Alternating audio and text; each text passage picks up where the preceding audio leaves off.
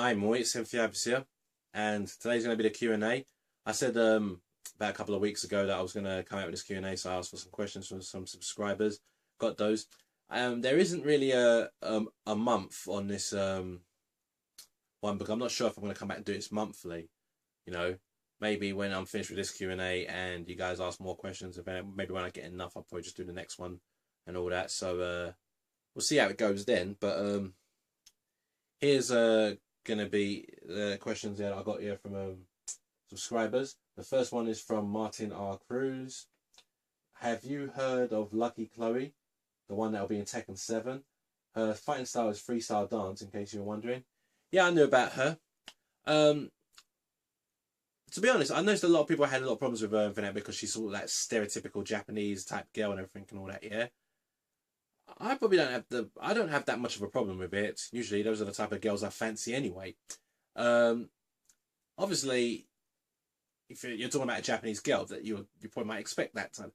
What Tekken tries to do is they try and get a character from each scene, whether it's like a fight in Germany, a German man from a German company, from something historical about Germany. They'll usually do something like that.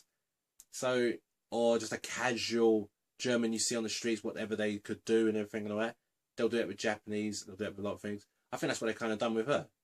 You know, so it is a bit of a stereotype, but then at the same time, it could be a casual thing that you might see if you went to Japan. I don't know about that, but like I said, you know, she would probably be based on the type of girls that, hey, I wouldn't mind dating. So it's like that. As for having freestyle dancing, didn't Lily have some sort of freestyle dance type sort of moves? I mean, the good thing about those freestyle dancing and like also the capoeira, like Eddie and Christy, is that they always come out with moves that attack from all different angles and stuff like that. So I can imagine Chloe's gonna have the type of attacks as well. You know, find it pretty odd, but I can guarantee some characters are going to use her, and I guess it'd be great to see her online, see how it goes. Really, not too much. I ain't too much problem with it, like everyone else.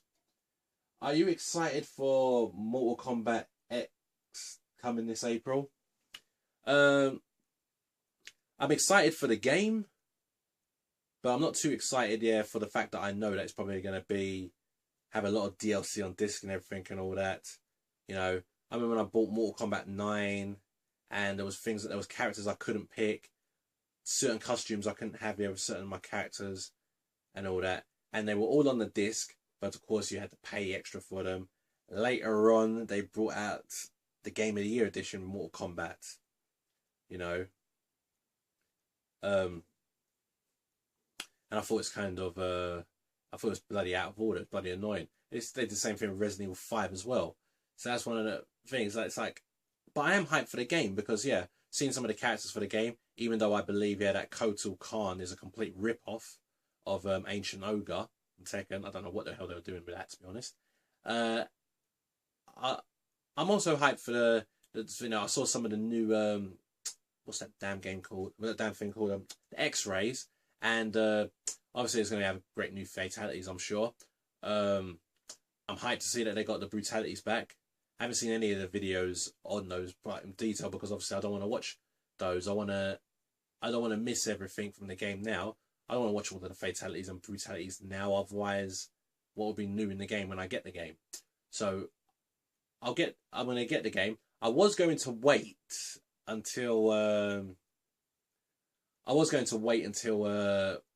the game, like the Game of the Year edition or blah blah, that something comes out and things, so I don't have to worry about the DLC, because they're already doing something like, oh, if you pre-order it, you get Goro with it and all that sort of stuff. They're already doing that shit now. I'm gonna do that, this time. I wasn't really gonna do it, but the only reason why I'm doing it this time is because some of my fans are basically, they're getting that game on the first day and they want me to play with them online so much and everything and all that, and I guess it would be fun to do that. You know, one of my fans in particular literally bought a PS4 just to play with me, and it feels like, man, I can't let him down. Now, he's not forced me to buy the game. You know, I'm buying the game because I like Mortal Kombat anyway, yeah? The reason why I just wasn't going to buy it was just because of the DLC. But I will allow the DLC this one time because it's for a fan. If it was a game that I didn't like, then of course I would buy it. But this is a different situation. But I will get Mortal Kombat X. I'm excited for the gameplay. Yeah. Not. You get the point. Nathan Swinfield asked, what do you think of the difficulty level in modern games? And he was talking about how games are usually easier now. He thinks games are not what they used to be. They're very easier and all that. Well, I obviously agree. I think games that have got easy, really. I think that most gamers these days have become pussies and can't really take any sort of challenge whatsoever. You know, any game that comes out with a sort of a challenge in it, they just don't want to buy the game. And it's like, well, now directors and everything and all that, the game developers, sorry, have no choice but to just spoon feed them and help them lower the game difficulty. I mean, obviously games, yeah, I can always imagine, yeah, that if a game is really, really, really so goddamn hard, it might not be that fun. But I feel the games today are gone way too low. One of the games I can't understand, I couldn't believe, is Super Mario 3D Land. That if you die 5 times, you get the white Tanuki. You get an option to use the white Tanuki suit, which will protect you from anything, and you don't die throughout the rest. You can go complete the rest of the level. You know, I can't believe they put that in the game. Now, yes, I know you don't have to collect it, but the fact that they put that option in the game is embarrassing, in my opinion. You know, because obviously kids are gonna just go ahead and use that, and at the end of the day, they're not gonna learn. You know, you need to sort of help them learn. You know, right? That you get something a bit better. You get something a bit more rewarding. You feel better about yourself when you work hard for it. You know, it even happens in games as well. It happened with me. I used to use cheats back in the day when I was young, yeah. But I had to learn the hard way that it's better to work hard for anything and all that, yeah. Now here's the bloody stupid situation. I know people are gonna might bring this up, yeah. I use cheats, but cheats is different. Cheats was something that you either had to get off your friends or get from books. You had to buy extra books or something like that. We didn't have internet for back in my days, but yeah, you had to get all that sort of stuff, and you could use cheats in it. This is just something that's just put straight up in the game. That's different in my opinion. Now, games today. Now, I remember games back in the day, yeah, where if you wanted to unlock everything, like all the stages, everything, not only you had to clock the game, you had to get all of the individual bonuses in the game, where you had to either collect all of the puzzles or this and that and everything and all that. You collect all the stars, this and that, or you couldn't move. Or to even just clock the game, you had to collect all those stars, otherwise you couldn't move on. You know, you couldn't move on. Most people today, they clock the games. I've seen people here say they clocked Grand Theft Auto, right? You know, I remember somebody said to me he clocked Grand Theft Auto 3, and it was a big, massive 46% on his profile. It's like, because all he's just done is just the main missions, but he's done absolutely nothing else of the other thing, and that just doesn't look like a clocked game in my opinion. Back in the olden days, you had to do that sort of stuff before you could get to the last level of that type of game, yeah? And the fact that people can't even hack it no more, yeah, well, that just proves games are getting way too easy. People can't be bothered to try the challenges now and within that, yeah? Stupid, really. That's my opinion on that anyway. Alright, so now let's go to StockyDoccy. Would you consider streaming on PS4 gameplays and even on ustream? Would be a nice place to showcase some of your work too. Now streaming on the PS4, yeah, streaming on the PS4, right? Yeah. At one point, long time ago, I was trying to do it. I was trying to do it for my Twitch, and it wasn't working. I've got a Twitch account in the way, yeah. But when I tried to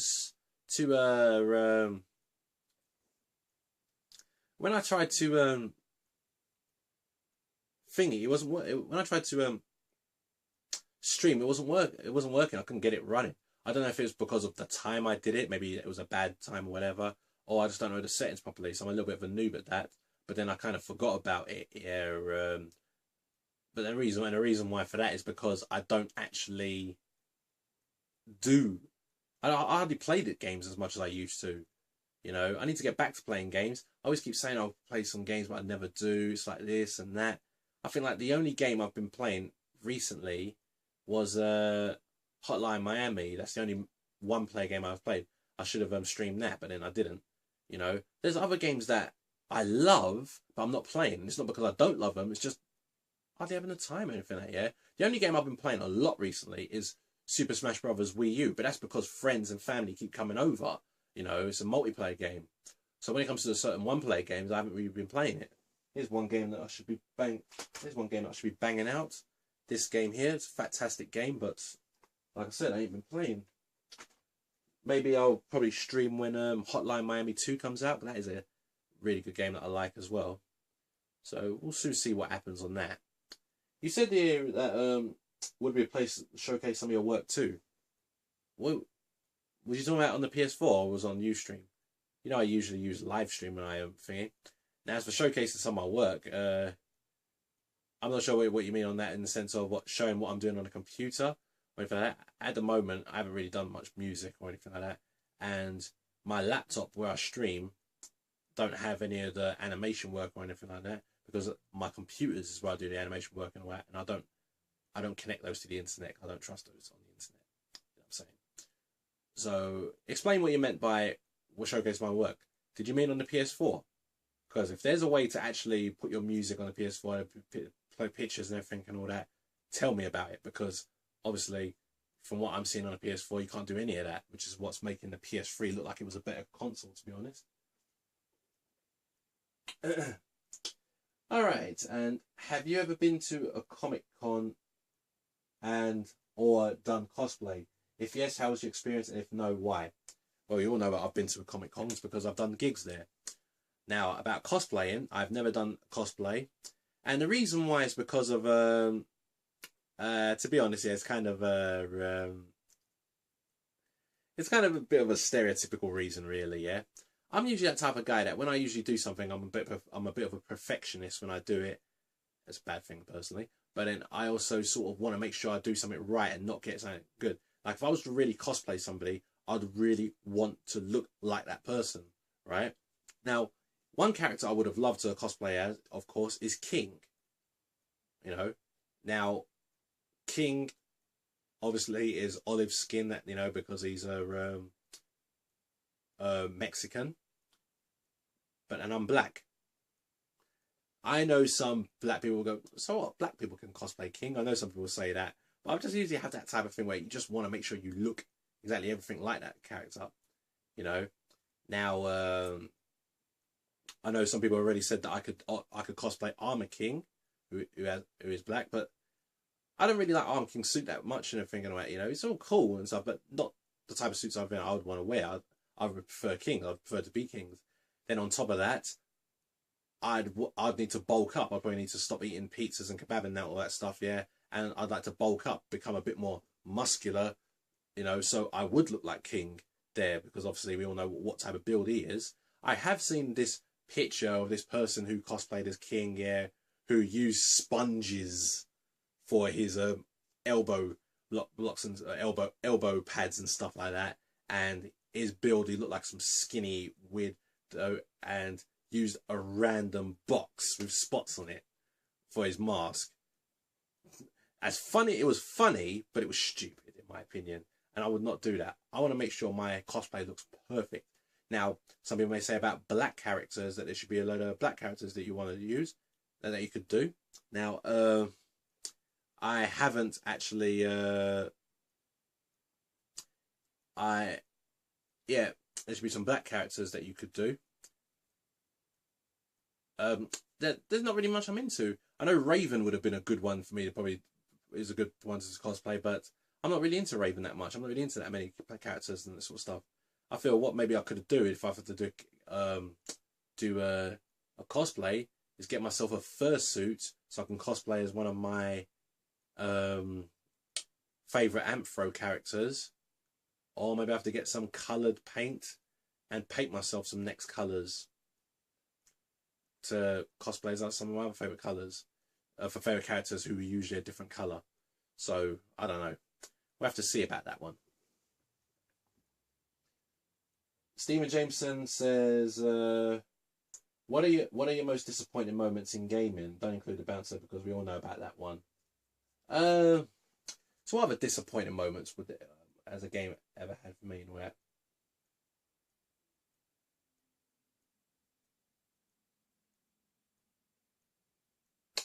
I'm gonna have to say Sonic the Hedgehog 4 was probably a bit of a disappointment. You know, I thought the game was going to be really, really, really, really terrific. It was great. It was good. Still, I enjoyed it, but it wasn't what I was expecting. I was thinking that the 2.5D effect was going to work, but it wasn't right quite there. You know, it was good what they did with the music, trying to make music back in the olden stages, I think that, yeah. But they didn't exactly quite do what Mega Man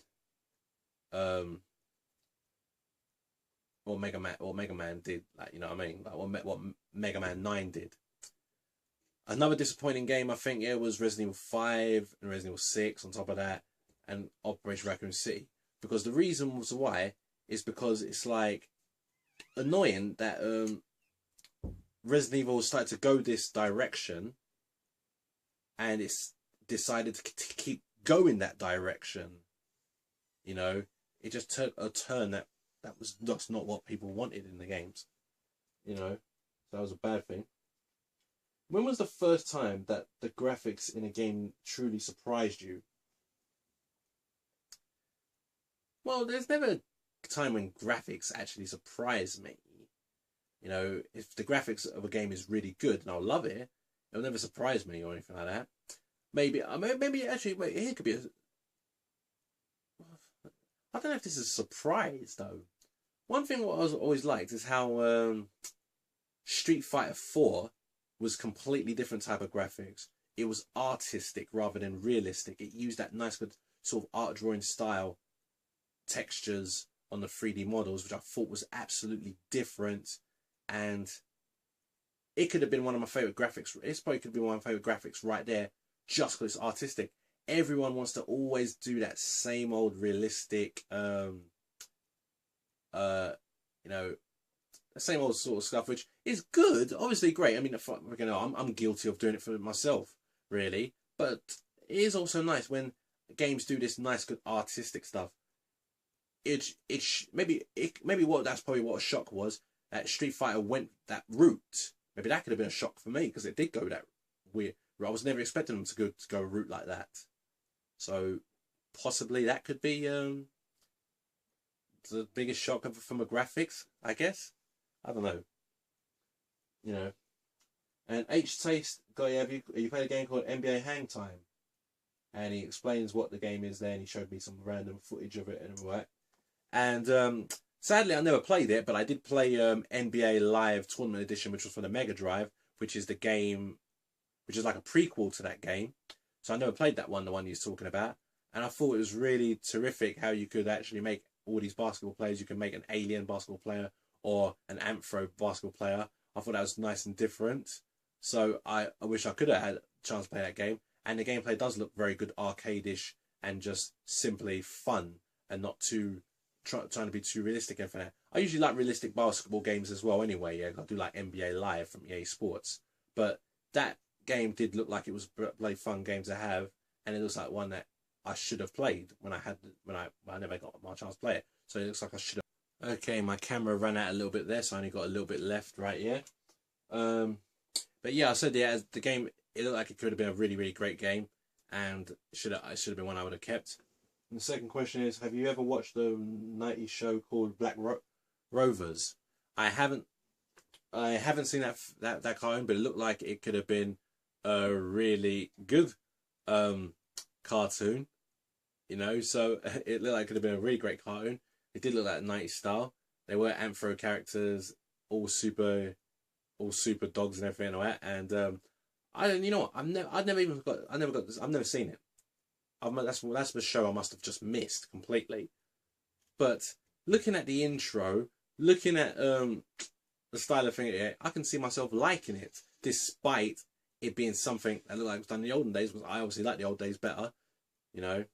So I can imagine it being something pretty cool, really. And I'm glad for you, yeah, that they're managing to get this stuff on DVD. Because most old cartoons and stuff they usually I like doesn't always usually get on DVD. I guess at least Hajime is getting on DVD, so that's a cool thing. So, but that's all I got to say though, guys. Yeah, so that's over in the Q&A. I've got to end the video quick before my camera stuffs on me again, because there's only a little bit left here. I need to get myself a bigger memory stick, SD card. So thanks very much, guys. Yeah, and we'll soon see what happens. Yeah, about another Q&A later on. Yeah, I'll speak to you later. Love who you are.